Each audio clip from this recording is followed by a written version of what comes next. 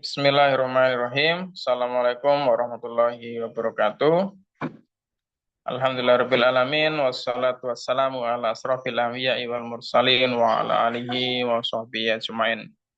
Alhamdulillah, puji syukur senantiasa marilah kita panjatkan kepada Allah Subhanahu wa taala yang masih memberikan begitu banyak nikmatnya kepada kita, yang nikmat itu tak akan pernah bisa kita hitung ya, dengan hitungan manusia.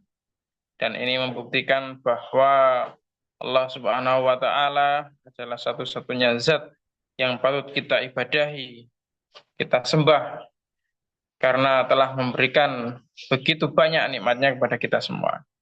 Salawat dan salam semoga tetap tercurah limpahkan pada junjungan kita baginda Nabi Muhammad SAW, yang kita berharap, berdoa semoga kita ini diakui beliau sebagai umatnya dan kita bisa mendapatkan syafaat dari beliau kelak ketika hari pembalasan.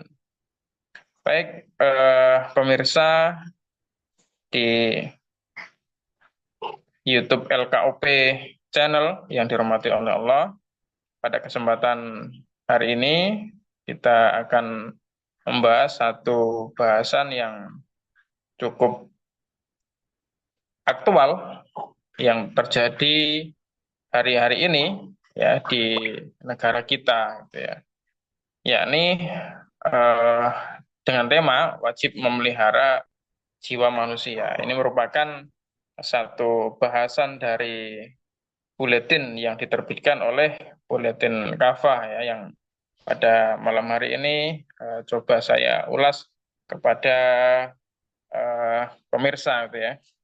Nah, kalau kita melihat data bahwa di Indonesia saat ini itu sedang mengalami krisis keamanan yang cukup luar biasa gitu ya, di mana kita sering mendengar atau melihat di televisi, membaca berita bahwa banyak sekali kasus-kasus pembunuhan yang itu terjadi ya hari ini.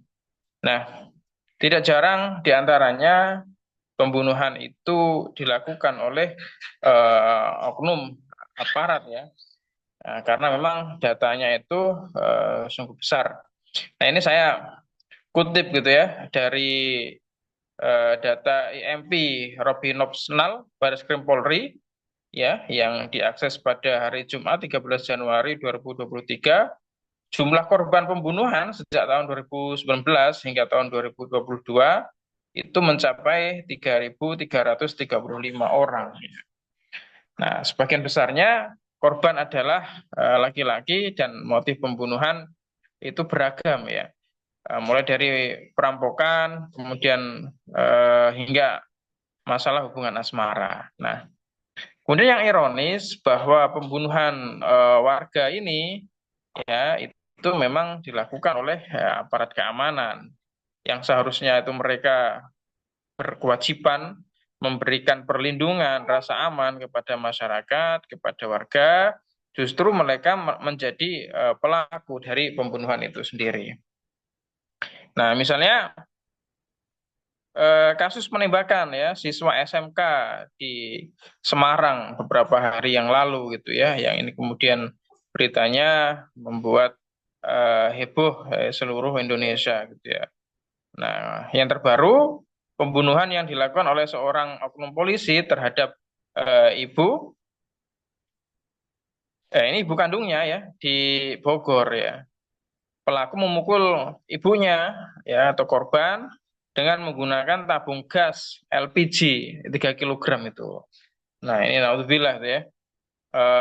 Seorang ibu kandung yang melahirkan dia, membesarkan dia, merawat dia, menyekolahkan dia, ya, justru yang dirawat, dibesarkan, disekolahkan, ini ketika dewasa membunuh ibunya sendiri. Nah, ini kasus yang terbaru, gitu ya. Nah, ini menambah daftar panjang ya pembunuhan oknum aparat pada masyarakat, gitu ya. Nah, setidaknya setiap tahun itu ada sekitar 600 kasus penembakan yang dilakukan oleh oknum aparat kepolisian. Nah, sayangnya sekitar 80% dari kasus tersebut itu tidak jelas kelanjutannya. Dari peristiwa ini sebenarnya bisa menunjukkan kepada kita bahwa negara itu gagal ya memberikan rasa aman bagi masyarakat, bagi warga. Nah, peristiwa ini juga menunjukkan bahwa betapa rusaknya nilai-nilai sosial sehingga membuat banyak persoalan itu diselesaikan melalui cara-cara kekerasan gitu ya.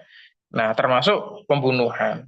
Nah, jadi masyarakat kita ini cenderung menyelesaikan masalah itu tidak dengan dialog, kemudian musyawarah gitu ya. Tapi sekarang ini sedikit-sedikit itu melakukan kekerasan. Ya, jadi ini sudah bergeser ya dari dulu masyarakat yang mungkin orang kenal itu sebagai masyarakat yang santun ya. ASEAN value-nya orang Timur gitu ya, orang Asia, yaitu ini sopan santun itu ini sudah mulai mengalami pergeseran ya menjadi cara-cara kekerasan. Nah, di dalam Islam ya bahwa aktivitas atau perilaku pembunuhan itu termasuk dalam sebuah perbuatan dosa besar gitu ya. Kenapa? Karena Allah Subhanahu wa taala itu berfirman ya yang artinya dalam surat Al-Isra ayat 33 itu janganlah kalian membunuh jiwa manusia yang telah Allah haramkan ya, untuk dibunuh kecuali dengan alasan yang benar.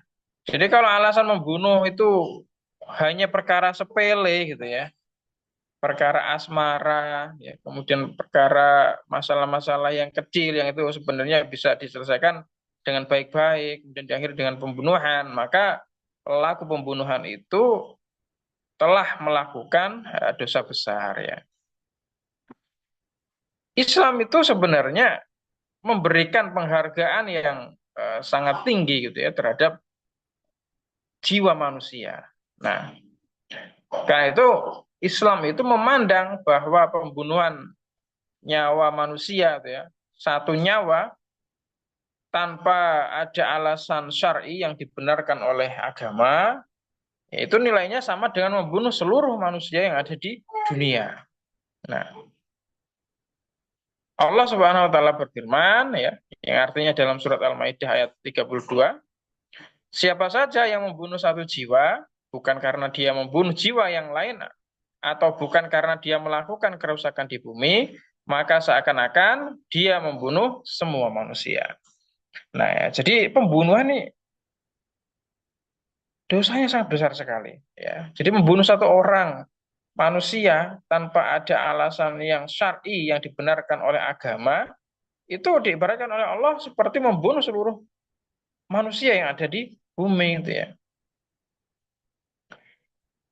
Nah, makanya eh, kasus pembunuhan itu bukan perkara yang sepele gitu ya. Bahkan Rasulullah SAW itu dalam satu hadisnya ya, itu bersabda bahwa hilangnya dunia itu lebih ringan di sisi Allah dibandingkan dengan terbunuhnya seorang muslim gitu ya.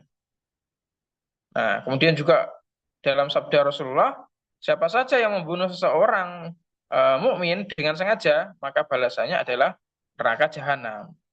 Nah, dia kekal di dalamnya. Nah, hadis ini menunjukkan bahwa sangat berat sekali ya dosa dari perbuatan membunuh orang ya tanpa memiliki alasan yang dibenarkan oleh syariat. Ya. Nah, jadi Islam itu memberikan hukum yang begitu tegas ya dalam perkara pembunuhan ini. Nah, maka di dalam Al-Quran itu Allah SWT berfirman, yang artinya dalam surat Al-Baqarah ayat 178, wahai orang-orang yang beriman, ya telah diwajibkan atas kalian hukum kisos berkenaan dengan orang-orang yang dibunuh. Ya, nah ini adalah hukuman yang diperintahkan oleh Allah Subhanahu Wa Taala kepada pelaku pembunuhan yang tidak dibenarkan atau tidak memiliki argumen yang syar'i dalam agama, yakni di khisos ya. Kisos itu apa? Ya, kisos itu adalah melakukan suatu hukuman yang setimpal sesuai dengan yang dilakukan oleh pelaku. Ya. Jadi kalau misalkan pelakunya itu membunuh korban, maka kisosnya ya itu dibunuh, dibunuh juga.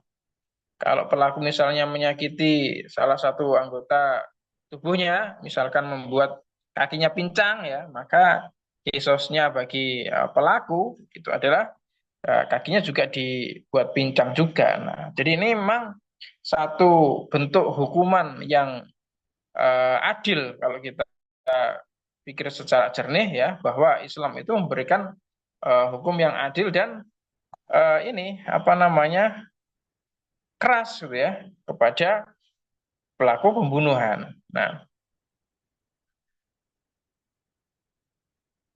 jadi pembunuhan ini tadi itu dihukumi ya dengan hukum kisos ya. Nah, ahli waris dari korban itu berhak menuntut pada hakim atau qadhi ya atas perilaku pembunuh ya. Jadi ini merupakan sebuah keadilan ya dari penerapan hukum Islam.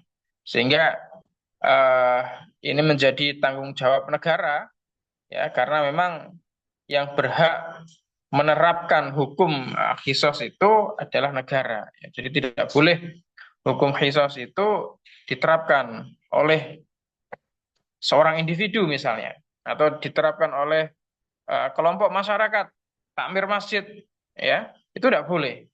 Yang memiliki kewenangan untuk menerapkan hukum khisos ya ini adalah salah satu bagian dari hukum Islam itu adalah kepala negara ya. Nah, tentu ini bukan sembarang kepala negara ya yang memiliki kewenangan untuk menerapkan hukum khusus tadi itu ya. Tetapi ini hukum khusus tadi itu yang memiliki kewenangan adalah seorang khalifah. Nah, khalifah ini adalah pemimpin dari kaum muslimin ya yang apa namanya dibaiat oleh kaum muslimin untuk menerapkan hukum-hukum Islam. Nah, khalifah tadi itu yang memiliki wewenang ya yang kemudian nanti menunjuk atau mengangkat apa namanya orang yang diberikan tugas untuk mengeksekusi dari pelaku kejahatan tadi itu. Nah, maka khalifah ini adalah seorang yang memiliki kewenangan tadi itu. Nah, sementara sistem politik yang digunakan oleh khalifah ini namanya adalah khilafah ya. Sehingga mewujudkan adanya khalifah, kemudian mewujudkan adanya khilafah, ini menjadi penting ya bagi seluruh kaum muslimin ya. Di satu sisi kaum muslimin itu membutuhkan rasa keamanan ya, tetapi sistem hukum sekarang itu tidak bisa menjamin keamanan dari masyarakat. Nah, sehingga sistem hukum sekarang ini tidak bisa diharapkan ya kemana lagi masyarakat akan berharap keadilan dari berbagai macam kezaliman yang dialami oleh mereka. Nah, maka khilafah ini menjadi jawaban ya dari kegelisahan masyarakat, kegelisahan umat Islam untuk mendapatkan sebuah keadilan. Di antaranya adalah keadilan dari orang-orang yang mungkin keluarganya dibunuh gitu ya. Bayangkan saja gitu ya, seandainya ada satu keluarga kita yang kemudian dibunuh oleh orang lain. Nah, sementara pembunuhnya itu dihukum penjara misalkan ya. Yang mungkin ini hanya beberapa tahun saja. Tentu ini tidak akan memberikan rasa keadilan kepada keluarga ya atau kepada korban itu sendiri. Nah, karena ini memang hukum buatan manusia itu sangat lemah ya. Ditinjau dari bagaimana keadilan itu bisa didapatkan, hukum buatan manusia itu sangat lemah sekali. Nah, makanya Islam itu memberikan hukum yang adil ya, adil yang kemudian tegas gitu ya. Dan ini tentu akan dirasakan ya bagi keluarga korban misalnya yang mengalami eh, pembunuhan tadi itu. Nah, mereka akan mendapatkan keadilan. Di satu sisi bagi korban dia akan diampuni dosa-dosanya nanti di akhirat itu ya. Jadi ketika dia itu membunuh manusia selama hidup di dunia, kalau dia tidak dihukum dengan hukuman qisas, maka di akhirat dia akan dihukum oleh Allah Subhanahu wa taala ya dengan dimasukkan di neraka dan disiksa di dalamnya. Tetapi ketika mereka ya dihukum oleh hukum Islam selama hidup di dunia, maka di akhirat hukuman itu ya sudah dihapuskan. Nah, inilah luar biasanya hukum Islam ya, yang bersifat jawabir dan jawazir gitu ya. Jadi sebagai penebus ya juga sekaligus ini memberikan efek jera ya. Jadi orang yang ketika di dunia dihukum dengan hukum Islam itu orang lain yang mencoba untuk mengikuti perbuatan kriminal tadi misalnya ya, itu pasti akan berpikir ulang gitu ya. Karena hukuman Islam itu sangat tegas sekali ya bagi pelaku gitu ya. Makanya orang itu akan berpikir 1000 kali sebelum melakukan kejahatan ya, sebelum nanti daripada nanti dia dihukum dengan hukum yang sangat keras sekali gitu. Nah, inilah pentingnya kaum muslimin untuk memperjuangkan kembalinya tegak khilafah Islamiyah. Karena dengan khilafah Islamiyah ini akan melindungi jiwa manusia. Satu di antara 5 dari makosid syariah atau tujuan dari syariah itu sendiri yakni menjaga jiwa manusia. Nah, semoga ini bisa bermanfaat pembahasan dari Buletin Kafah gitu ya yang kita bahas pada hari ini. Semoga ini bermanfaat untuk kita semua. Saya akhiri. Ihdinas siratal mustaqim. Wassalamualaikum warahmatullahi wabarakatuh.